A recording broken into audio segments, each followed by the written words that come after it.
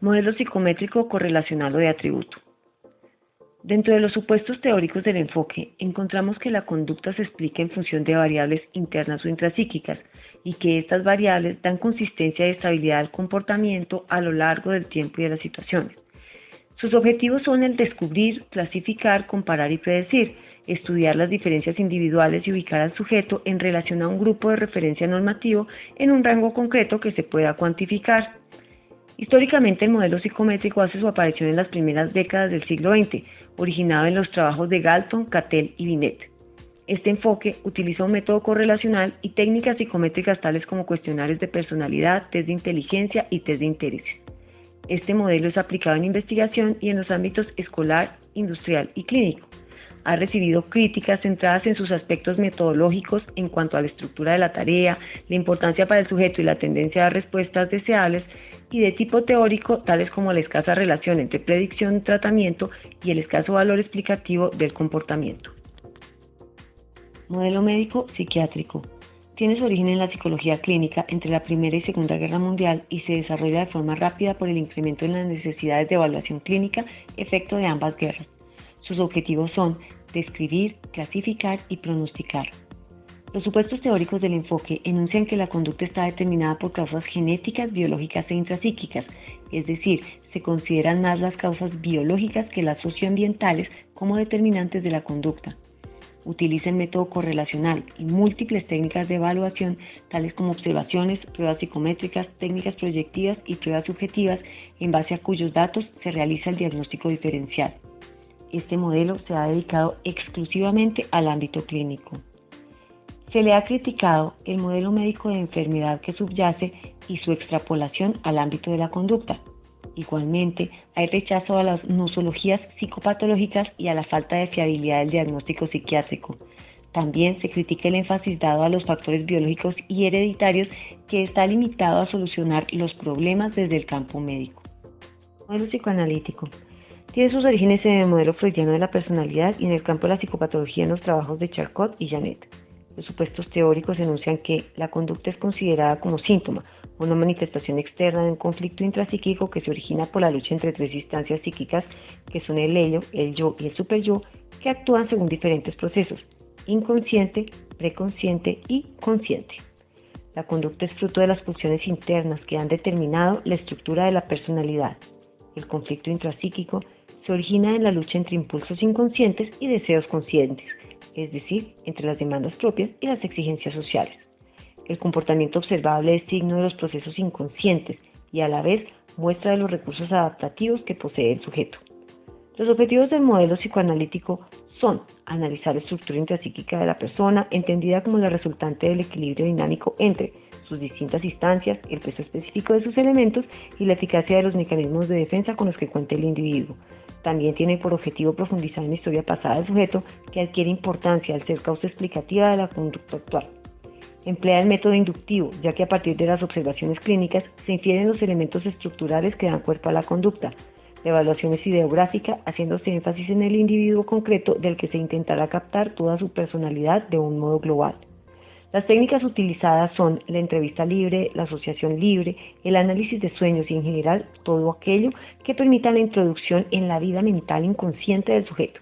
El método psicoanalítico se utiliza en ámbitos clínico, escolar y organizacional. Se le ha criticado la acientificidad del paradigma y que las técnicas proyectivas de evaluación son ambiguas, subjetivas y presentan escasa validez y fiabilidad. Modelo fenomenológico humanista existencial.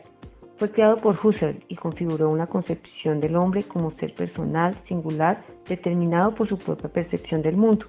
En el ambiente intelectual propiciado por la fenomenología surgieron los planteamientos de Rogers, creador de la psicoterapia centrada en el cliente, y las propuestas de Kelly, que consideran que la conducta humana está determinada por los constructos personales o las formas de anticipar el mundo. Los supuestos teóricos del enfoque defienden que los fenómenos de percepción sobre sí mismo y sobre la realidad condicionan la conducta humana.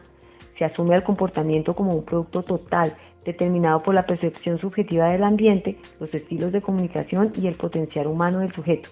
La conducta de un sujeto está en función de su campo fenoménico, que se configura a partir de experiencias internas y externas vivenciadas por el organismo. Los objetos de estudio del modelo fenomenológico más característicos son la autopercepción, el autoconcepto, la percepción de los otros y del ambiente, las estrategias personales de resolución de problemas, la evaluación de la tendencia a la autorrealización, del potencial humano y de la motivación de crecimiento. Rogers utiliza la técnica inferencial, mediante la cual, a partir de verbalizaciones que realiza el sujeto, se intenta captar su mundo interno. Las técnicas más características son las que se basan en la observación y la autoobservación. También se usa la entrevista libre, donde el sujeto decide qué, cuándo y cómo hablar. Este modelo se aplica principalmente en el ámbito clínico y se ha extendido a otros contextos como el educativo, el de la psicología comunitaria. Finalmente, cabe notar que el enfoque fenomenológico ha sido cuestionado como método de evaluación. Modelo conductual radical. Los orígenes de la evaluación conductual están vinculados al condicionamiento clásico y operante. Los trabajos de Watson y Skinner son representativos de esta etapa. El enfoque se fundamenta en supuestos teóricos como el condicionamiento clásico y operante, el ambiente como determinante directo y único de la conducta del sujeto, el tratamiento dirigido a la modificación de las variables ambientales y el rechazo a la introspección. Propone una explicación de la conducta en términos estímulo-respuesta y respuesta-reforzamiento. Plantea por objetivo el control de la conducta, así como su predicción. El análisis de la conducta está estrechamente vinculado al tratamiento, ya que la evaluación conductual consta de dos fases: la de pretratamiento, en la que se establece la línea base y las relaciones de la conducta con las variables que lo controlan o mantienen, y la de posttratamiento, en la que se evalúa el cambio por efecto de la intervención. En la actualidad se utilizan técnicas de observación, autoinformes e instrumentos psicofisiológicos para realizar un análisis funcional de la conducta y sus variables ambientales y personales. Este enfoque inicialmente comenzó a aplicarse en el ámbito del laboratorio, posteriormente se utilizó en situaciones clínicas, educativas y deportivas, entre otras.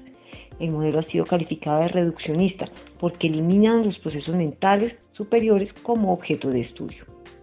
Modelo mediacional.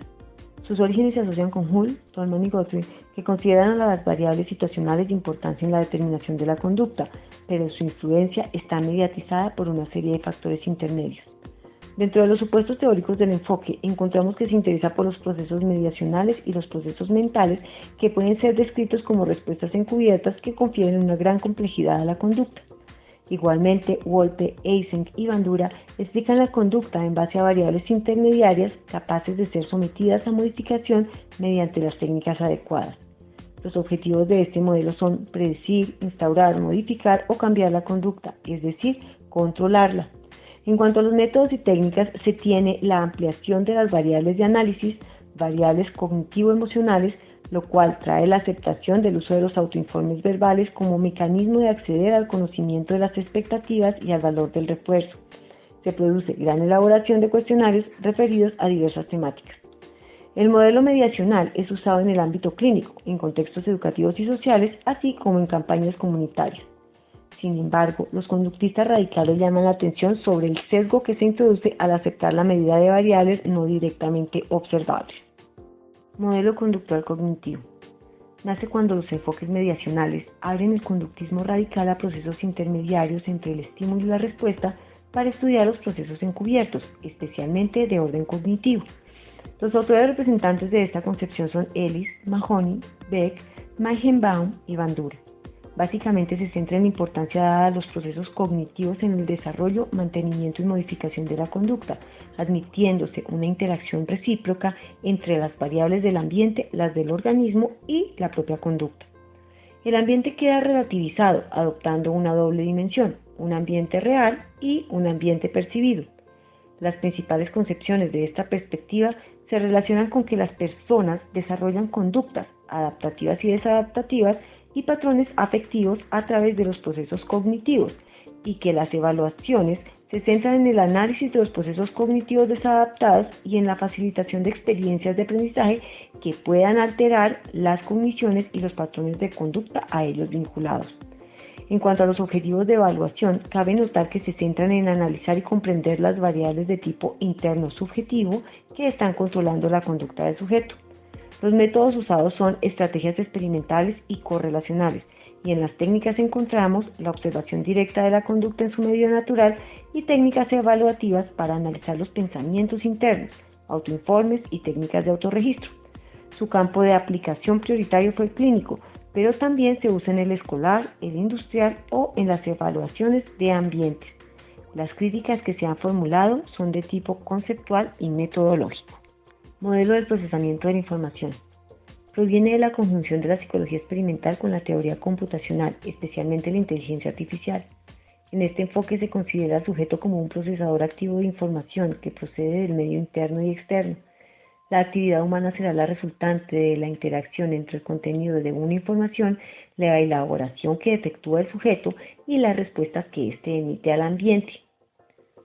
Se resaltan las capacidades innatas y los procesos internos y se asume que la organización de la cognición está en la articulación dinámica de las estructuras cognitivas y los procesos cognitivos.